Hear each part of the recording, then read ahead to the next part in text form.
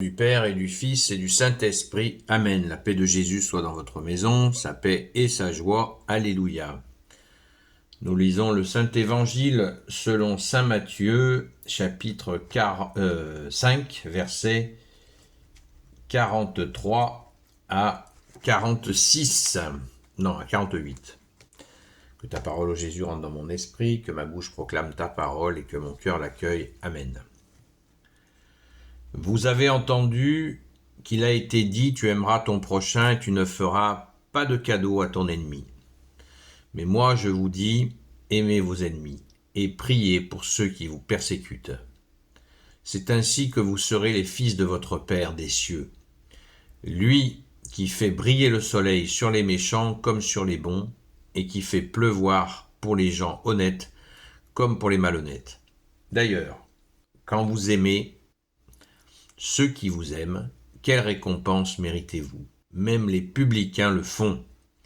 Et si vous saluez seulement ceux qui sont de votre bord, que faites-vous d'extraordinaire?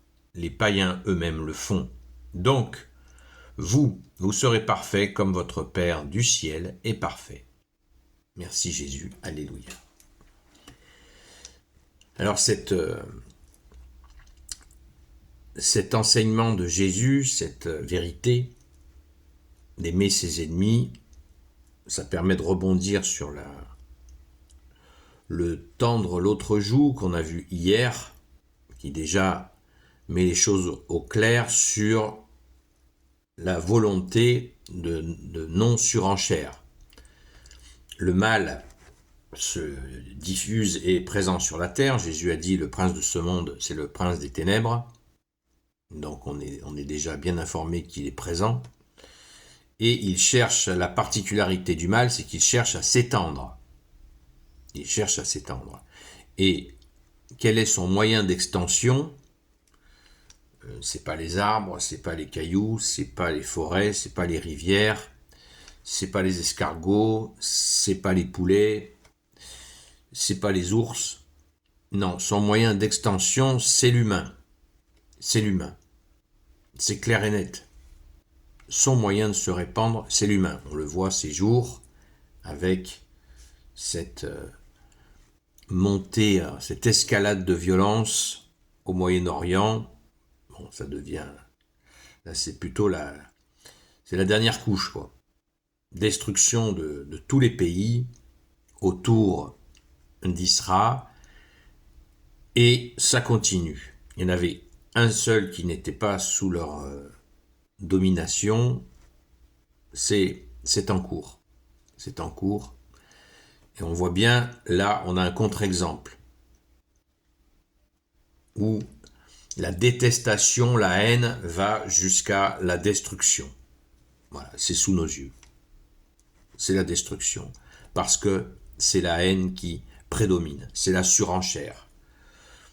Je te déteste, tu me détestes, je te déteste, tu me détestes. C'est exactement ce que Jésus nous demande de stopper avec cette façon de faire voilà, on sort par le haut d'une histoire en aimant nos ennemis jusqu'au point de pouvoir parler avec eux.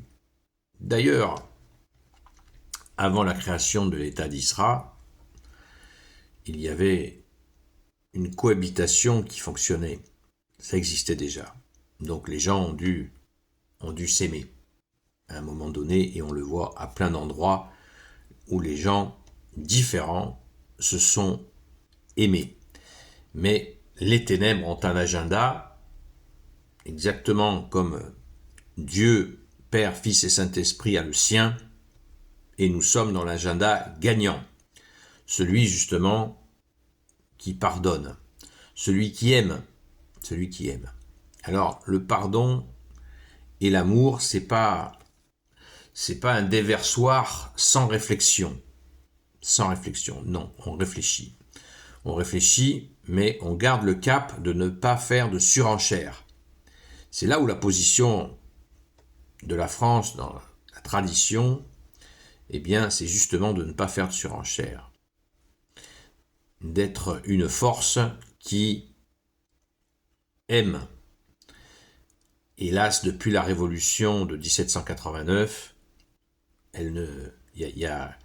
l'amour a été mis aux oubliettes. Ils ont cru que le roi, qui était ce roi catholique, qui représentait une autorité de foi, une autorité donc, de cette foi-là, qui est la nôtre, et une autorité morale extrêmement puissante. D'autant plus qu'elle était dans la crainte du pape. Voilà le schéma d'amour qui a été quitté à ce moment-là. Et là, nous sommes de ténèbres en ténèbres. Alors dans notre quotidien, vous allez dire, pourquoi tu nous parles des choses de politique? De toute façon, l'extérieur, la politique est le reflet de ce qui se passe chez les hommes classiques quand ils sont détournés de Jésus. Et nous avons ce choix-là régulièrement dans nos vies. Est-ce que je fais de la surenchère ou est-ce que je vais chercher à apaiser?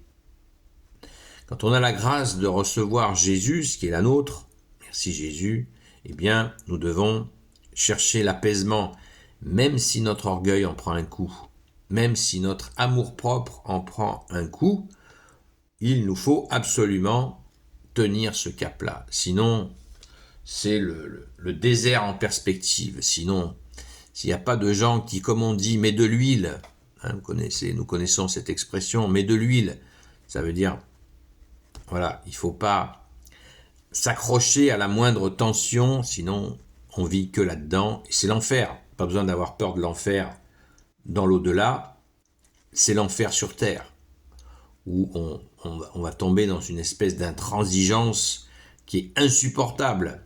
L'intransigeance insupportable, je ne sais pas si vous l'avez connue, voilà, il y a des gens qui l'ont connue, et c'est extrêmement douloureux, l'intransigeance permanente. Vous savez, ces gens qui ne passent rien aux autres, ils sont là à noter les moindres fautes des autres, et ils en parlent, ils en font leur chou gras. C'est atroce, c'est atroce. Il vaut mieux aller faire un séjour dans une décharge publique, au milieu des poubelles, c'est moins sale que d'entendre des gens déverser « Ah, il a fait ci, ah, il a fait ça, ah, puis ses enfants, ils ont fait ça. » Ah, c'est horrible. C'est douce est la décharge que d'entendre des choses comme ça. D'ailleurs, Jésus l'a dit, ce qui salit l'homme, c'est pas ce qui rentre dans sa bouche, ce qui salit l'homme, c'est ce qui sort de sa bouche, quand son cœur est malade. Donc, faisons attention à ne pas tomber dans l'intransigeance. Et dans cet amour, aimer l'ennemi, c'est-à-dire, même si l'ennemi, il nous fait chier, l'ennemi, il nous emmerde, mais on ne tombe pas dans la haine. Parce que la haine ne mène qu'à la mort. La mort de l'âme et la mort du corps aussi. Donc, il nous faut absolument trouver des qualités aux ennemis, c'est ce que j'ai suggéré. On peut trouver des qualités à nos ennemis. Et puis, dire non à un ennemi, c'est pas fort. Il ne faut pas tomber dans le délire où on va dire oui à l'ennemi. On l'aime, mais on lui dit non. Hein? Quand une maman ou un papa pose une limite à un enfant qui fait n'importe quoi, l'enfant est réprimandé, voire puni, mais il est aimé. Il est aimé. On peut mettre une contrainte, voire même une sanction, en aimant. Donc, l'ennemi, on peut lui poser une sanction, lui poser une limite, par amour, pas par haine. C'est là la ligne rouge de la haine, que Jésus ne veut absolument pas que nous franchissions cette ligne cette ligne rouge de la haine. Jésus ne veut pas de ça. Et il a raison, ça mène à tous les excès. L'exemple parfait au verset 47, « Et si vous saluez seulement ceux qui sont de votre bord, que faites-vous d'extraordinaire ? Les païens eux-mêmes le font. » Et oui, quelqu'un qui nous déteste, eh bien, et si nous tombons dans la réciproque, eh bien, nous pouvons faire l'exercice de lui dire bonjour. bonjour. Voilà, on n'est pas d'accord, on ne s'aime pas. Nous, tout au moins, on peut essayer, mais on dit bonjour. Et quand on l'a fait, on se sent, on a là ce que Jésus veut que nous ressentions, c'est-à-dire cette proximité avec son Père, qui nous dit au verset 48, donc vous serez parfaits, comme votre Père du ciel est parfait. Salut. Salut, bonjour. Oh, celui-là, il me fait chier. Oh. Bonjour. Voilà. C'est beau, c'est beau. Et c'est Jésus qui va nous donner cette force d'y arriver. Parce qu'on peut y arriver. Par la grâce de Jésus. Si Jésus n'est pas là, la haine s'installe. On le voit. Qu'est-ce qui se passe au Moyen-Orient? L'immense majorité des protagonistes des conflits ne reconnaissent pas Jésus. Commencez par Israël. Il y a 10%, 11%, je crois, d'Israël qui reconnaissent Jésus comme Messie. Ils en attendent un autre qui ne viendra jamais. Ce sera l'Antéchrist.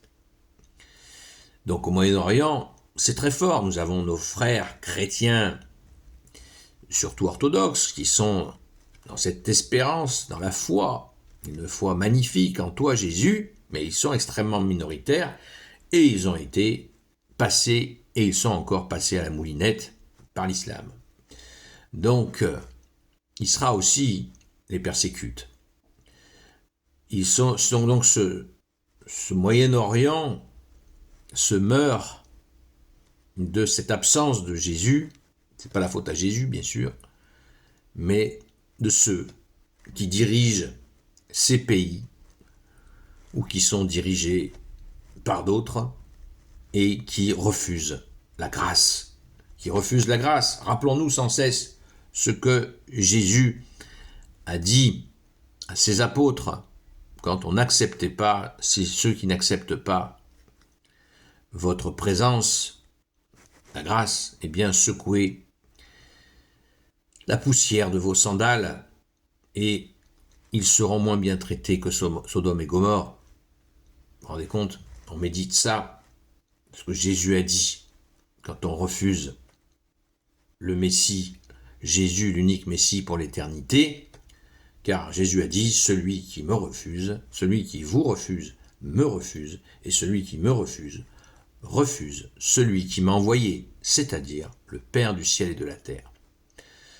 Donc, vous voyez, toute cette cogitation nous mène à prendre de la hauteur face aux difficultés, face aux horreurs.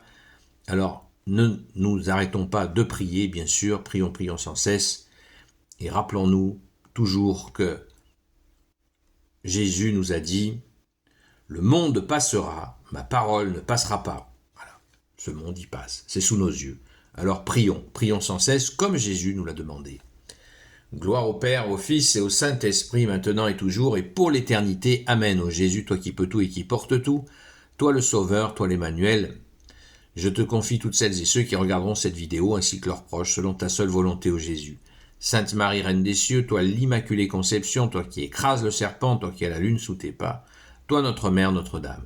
Saint Joseph, toi le juste et le saint, toi le sage, toi la terreur des démons, toi le saint gardien de la Sainte Église catholique et apostolique, Sainte Marie-Madeleine, notre chère sainte patronne, et vous tous les saints et saintes amis de Jésus, Saint Michel Archange, Saint Gabriel Archange, Saint Raphaël Archange, et vous tous les anges qui te servent, ô Jésus, je vous confie toutes celles et ceux qui regarderont cette vidéo, ainsi que leurs proches, selon ta seule volonté, ô Jésus. Prions sans cesse pour la France, mais aussi pour celles et ceux qui sont pris dans ces engrenages. Parce qu'il y a bien sûr des baptisés qui sont pris dans ces engrenages, mais il y a aussi ceux qui connaissent Jésus par leurs actes et qui sont aussi pris dans ces engrenages. Prions aussi pour eux, bien sûr. Bonne journée dans la paix et la joie de Jésus. À très vite. Rendez-vous ce soir à 20h jusqu'à 22h, la grâce de Jésus sur la chaîne Seul Jésus Sauve sur TikTok. À très vite.